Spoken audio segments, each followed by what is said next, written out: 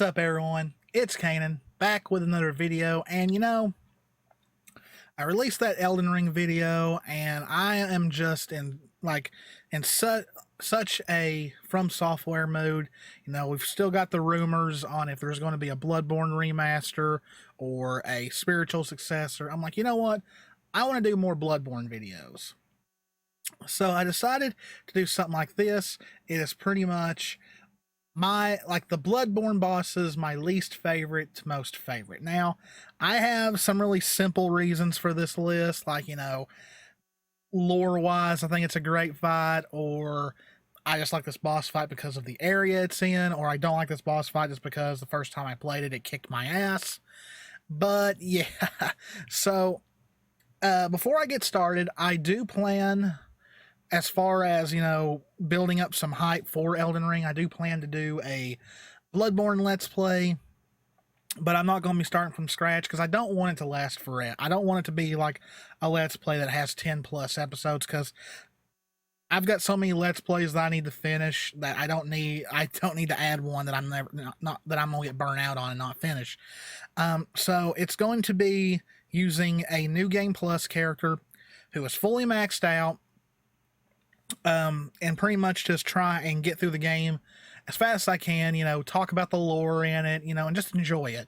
It's not going to be like a game to showcase skill or anything like that, because even though I love From Software games, I will never say that I'm good at them, because even with fully maxed out characters, you can still die, especially in the old Hunters DLC. That thing is brutal on New Game Plus, so be on the lookout for that. I'll probably start that very soon. So yeah, the bosses of Bloodborne. Some of my favorite bosses that From Software has ever made is in Bloodborne, and it's mostly because I'm a huge H.P. Lovecraft fan. Yes, was he technically a good person? No, he definitely had some issues, but as a fan of horror, I love his work. And I've read most of the big ones, like the Call of Cthulhu, the Dunwich Horror, Shadows over Innsmouth, In the Mountains of Madness. And there's some that I still haven't read or listened to, because of audiobooks and all that. But that's one of the things that really got me into Bloodborne, was the fact that the first half of the game is pretty much pure gothic horror, which I also love. But then the second half turns into complete Lovecraftian cosmic horror. So let's go through these bosses. I've just got pictures of them that I'm going to have come up on the screen one by one. The only bosses I am not including are Chalice dungeon bosses. Those are the only ones, because I will admit, as much as I love Bloodborne, if I play too much of the Chalice dungeons, I get really, really bored. I don't know what it is. I just get what's the word I'm looking for? It just gets really tedious after a while. But anyway, like I said, this is going to be starting from least favorite to most favorite. So the first one, my least favorite boss fight in the game, is the Celestial Emissary. Now, it's pretty much like one of the first bosses that we take on that's like a very H.P. Lovecraft boss. Like, it's pretty much a giant alien. But the problem is, it's kind of a boring fight. Like, it's not very hard at all. The only way you can really die in this fight is if you get trampled by the smaller ones. That's really it. And I don't know, I just never really cared for this boss. I guess also I always felt like it wasn't a very creative boss. It's like all the small ones, just bigger. So yeah, like story-wise, it may be a little important, but as far as like enjoyment and all that, I just never cared for that one. The next one is the Living Failures, and once again, it's not a very hard fight. Yeah, I think you fight 3 of them, but they're very easy to get by themselves and just wail on them. The only thing you really got to worry about in this fight is when one of them does one of the attacks that rains comets down on you. But thing is, the comets come from one direction. So if you hide behind the tree that's in the middle of the arena, it won't even hit you. So yeah, they're called living failures, and they fail as a boss fight most of the time. So don't really have much to say on that one. It's just like, they're pretty much failed versions of the Celestial Emissary in a way. But yeah, it's just not a really compelling fight. The next one is Amidala. Now, don't get me wrong. It was really fun finally fighting one of these things after seeing them all over Yharnam just ignoring you. But the first time I played Bloodborne, I hated the Nightmare Frontier. I just think it was tedious, especially the part with the poison water and all that. And then there's there's a lot of annoying parts of the Nightmare Frontier. These days, it's not as bad. Like, I get through it pretty quickly, and it's mostly because when you first play through these stages in these games, they seem like they take forever because you don't know where you're going, and plus these games are already hard enough. But yeah, it's fun taking this thing on just because you've went through most of the game like, man, what would happen if I fought one of those things? But really, the first time I fought this thing, it whooped my ass. Like, I almost raged quit at this point. But really, it's just simply attacking its legs, and then eventually it'll put its head down. If you can get its head, the fight doesn't last very long. But I don't know.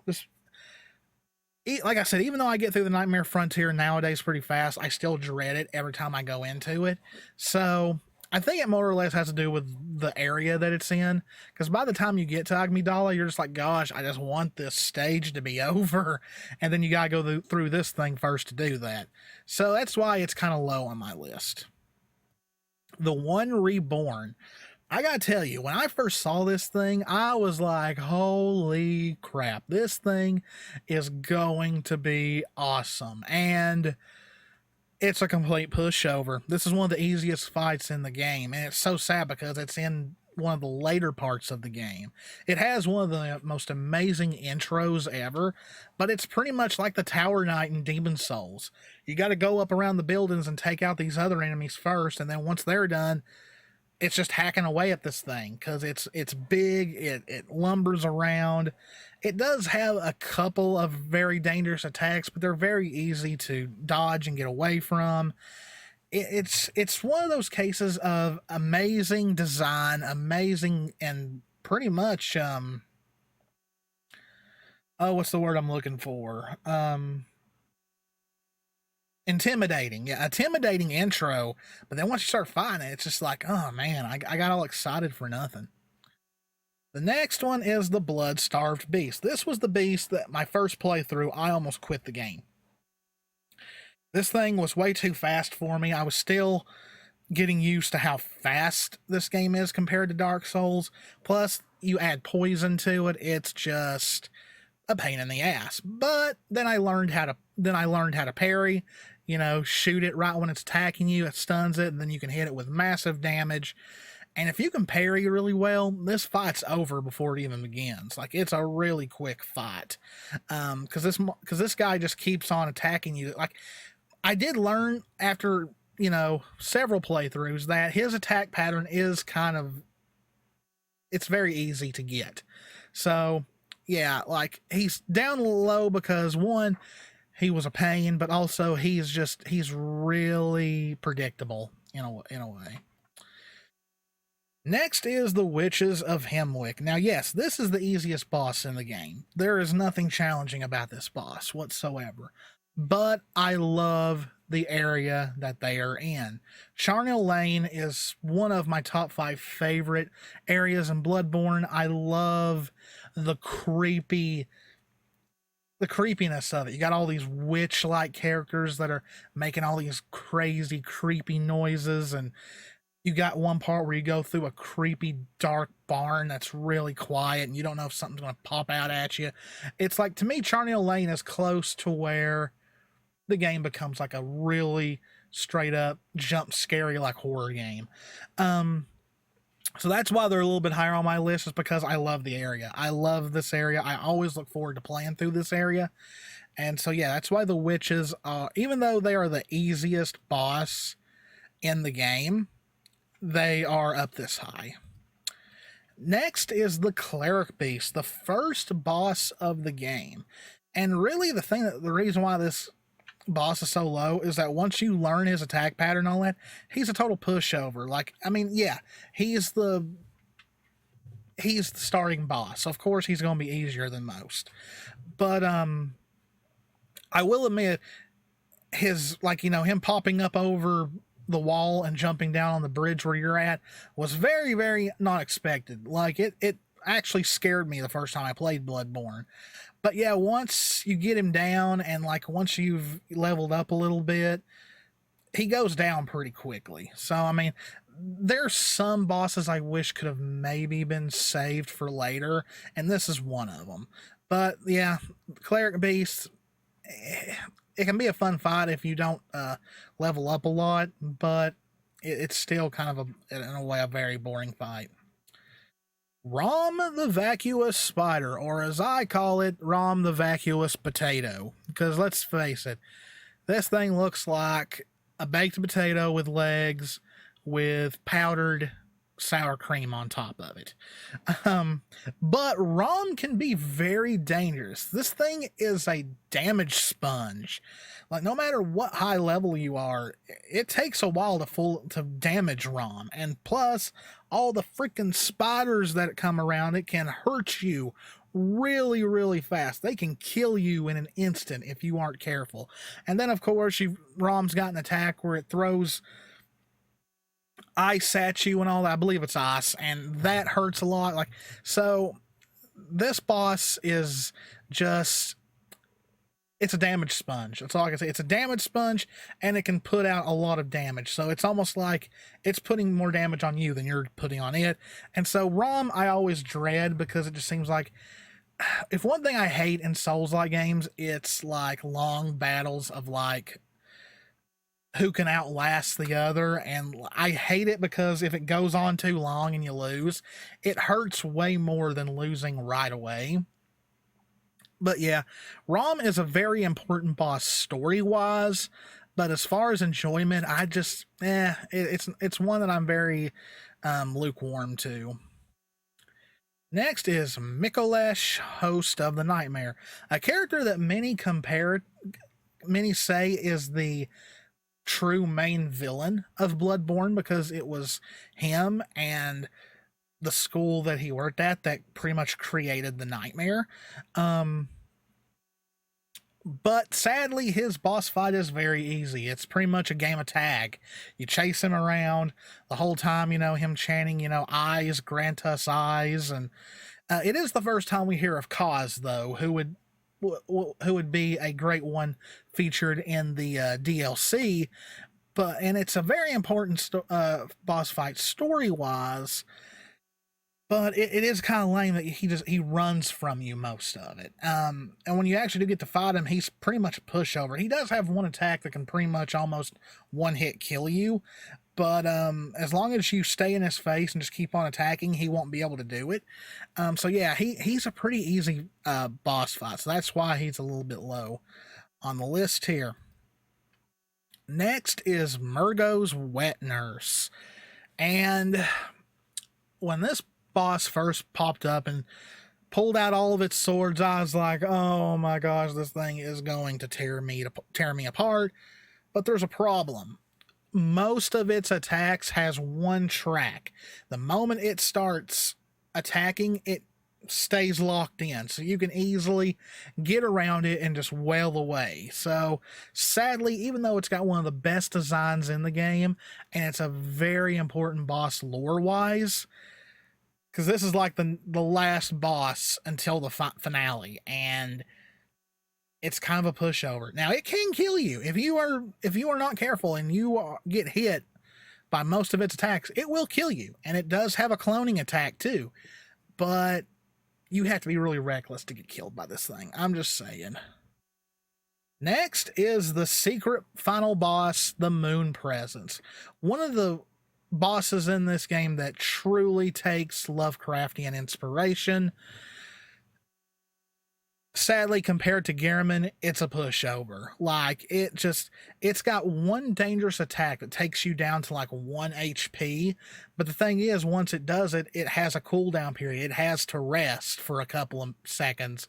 So you have plenty of time to heal and start attacking it before it even starts attacking you. So, great design, great lore-wise, but not a very hard boss at all. It's very easy to beat this thing. So hopefully in future games, and hopefully if the remaster is true, hopefully they beef the difficulty on this thing a little bit more. But yeah, the boss that caused a lot of people to quit Bloodborne, and he is only the second boss of the game, and that is Father Gascoigne.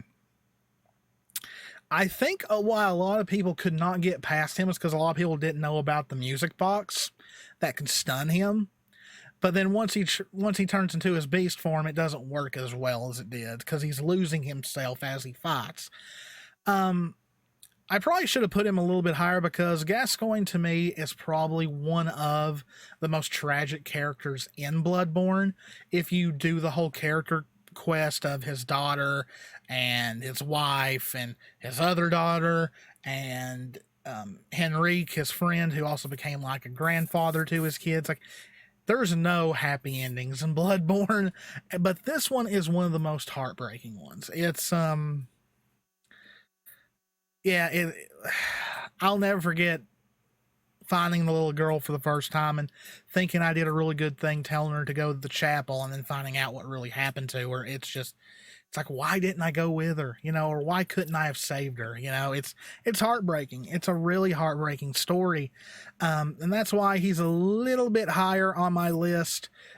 But, yeah, he caused a lot of people to quit this game. And I think that's funny. Next is Vicar Amelia, another boss that almost almost made a lot of people quit the game. I remember walking into the cathedral and seeing this girl turn into this, what looks like a coyote or some kind and a deer combination or something, because it looks like I don't know, it looks like some kind of wolf or coyote, but it's got antlers. But I don't know if I just over leveled by the time I got to her, but she has never given me a lot of problems. But I think it's mostly because before I fight her, I go to Old Yharnam, I go to Charnel Lane, I go to the old abandoned Hunter's Workshop first. I do most of the optional areas that are available early in game first before I even go after her. So maybe that's why. Maybe I'm a little bit too beefed up by the time I fight her, because she supposedly can heal herself, and I've never had her done it. I usually kill her before she can do that.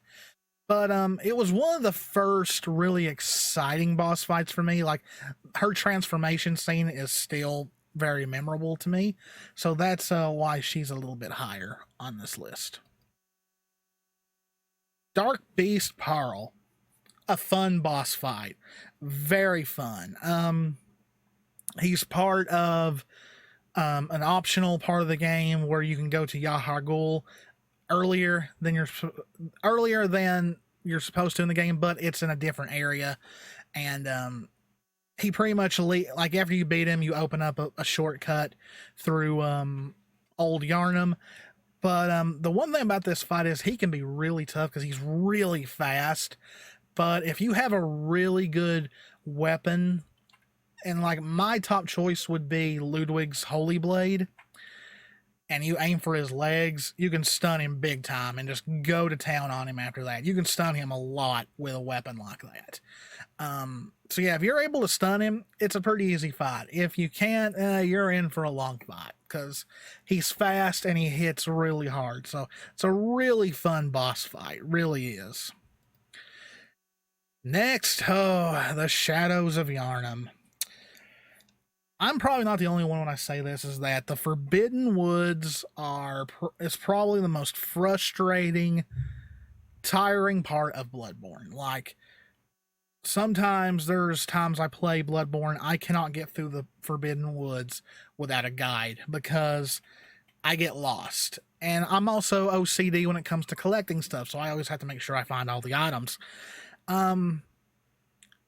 So Forbidden Woods has kind of become an area that I dread going through, but then once you start playing through, you're like, oh yeah, I remember this. This area isn't as bad as I remember. It's just confusing.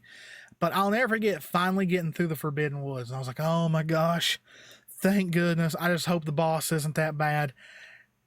And then I realized I've got 3 bosses to take care of. I was like, oh, you know, these guys were tough the first time I went against them. Now they're not so bad, especially I know which one to go after first and just concentrate on one of them and be fast. That's really all you need to worry about. Is I usually go after the mage one first, and if another one attacks me, I'll, dodge it what I can. The mage one, if you're strong enough, you can take him out pretty quickly. And then the next one I usually go after is the one that strictly uses a sword. And then the last one is the one that uses a sword plus some magic, I believe. But yeah, very intimidating the first time you ever fight them, because there's 3 of them and only 1 you, and they can attack you all at the same time. So to a first-time player, this is going to be a nightmare. Seasoned players, they know how to handle it. They know how to prepare for it. So these guys do not become as big as a threat as they used to be. Just like the Forbidden Woods themselves. Once you've played it a few times, you know how to get through the Forbidden Woods. Next is the first one of the DLC, and that is Lawrence the First Vicar. And this one's up here just because of how lore important it is. You pretty much get to fight Lawrence, the one who created the Healing Church. Sadly, all he is a stronger Cleric Beast who's on fire. But he is tough. Like, he is really hard.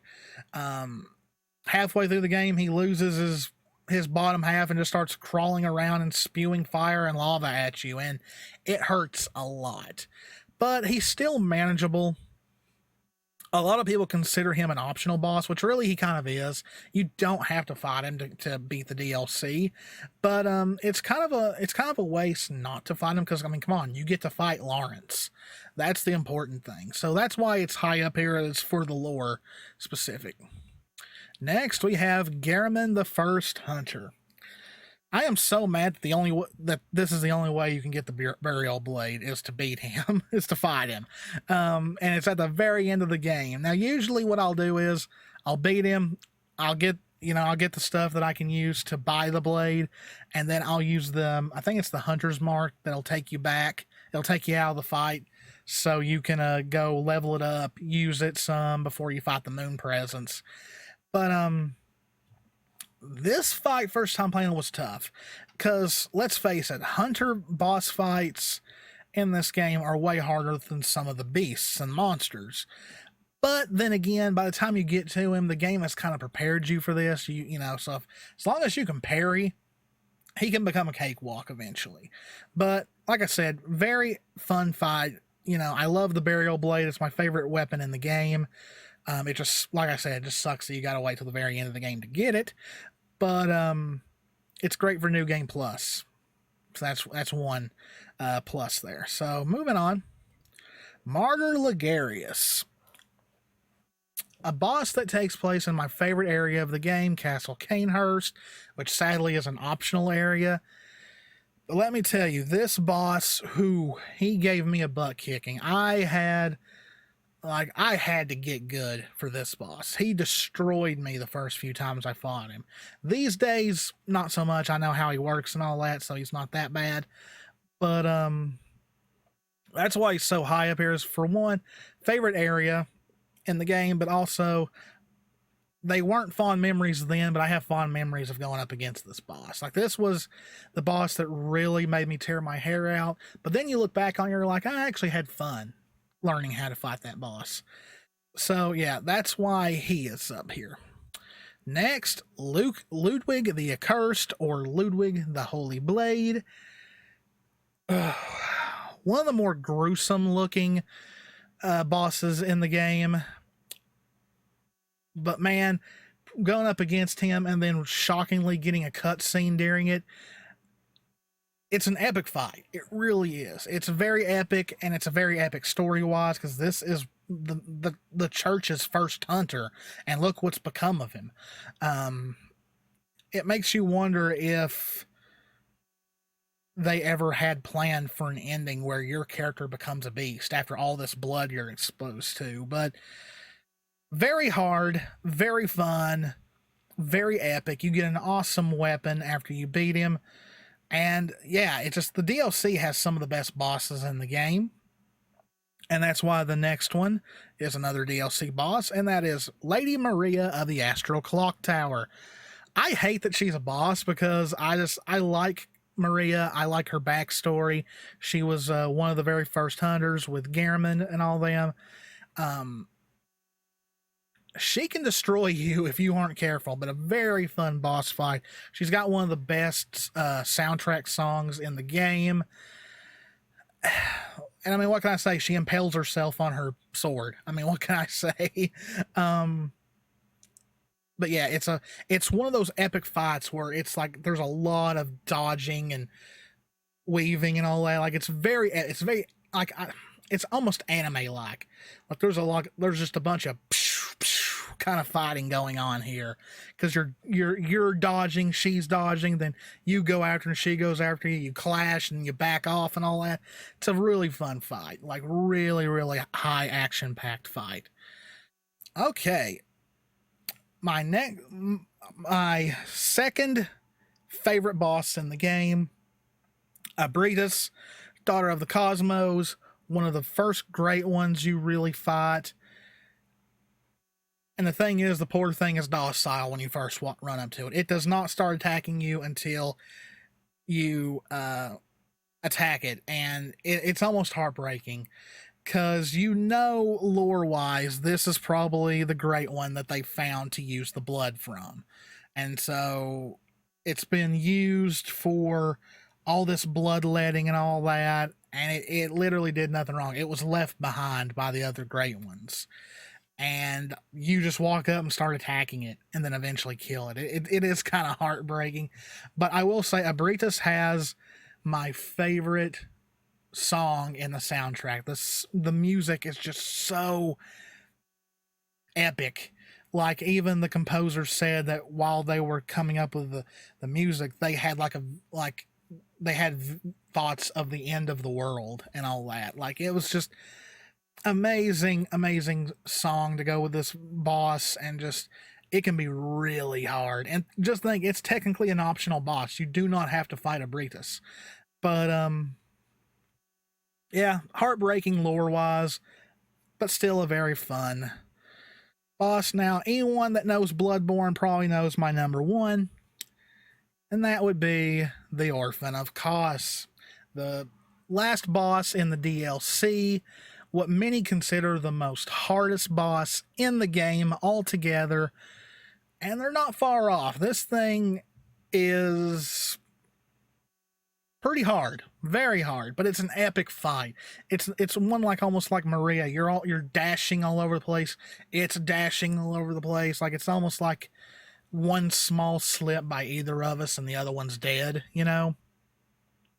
Plus, it takes place on a beach next to the ocean, which the great ones are, believed to be tied to the ocean, just like the creations in H.P. Lovecraft stories. So it just fits, it has this perfect setting in the fishing hamlet where we're next to that dreary, dark ocean, and it's rainy, it's cloudy, it's got that perfect setting for an epic fight, and you get that because this thing will destroy you if you aren't careful. And beating it, you get this every time you beat the Orphan of Cause. It's like you just feel a sense of achievement, that you've beaten this thing. Beating the Old Hunters DLC is an achievement all on its own. So yeah, that is why it's my most favorite. It's fun, it's hard, the setting is one of the best in the game, and the Lovecraftian lore is there. It's the perfect boss fight for me. And that is the Bloodborne bosses, my least favorite to favorite. Bloodborne's an amazing game. That's why I do plan to do a Let's Play of it here soon. But now I want to know your thoughts. Let me know what your favorite bosses are in Bloodborne. As always, guys, please hit the subscribe button. Me and Jess are trying to get to 500 subscribers before the end of the year. We're very we could very well do that very soon. We just need you all's help. Please hit that like button. That helps more people find the channel. Leave me a comment. Love talking to you guys. As always, guys, this is Cannan. Me and Jess love you all very much. Stay safe out there. Take care of yourselves. And I will see you in the next one. See ya.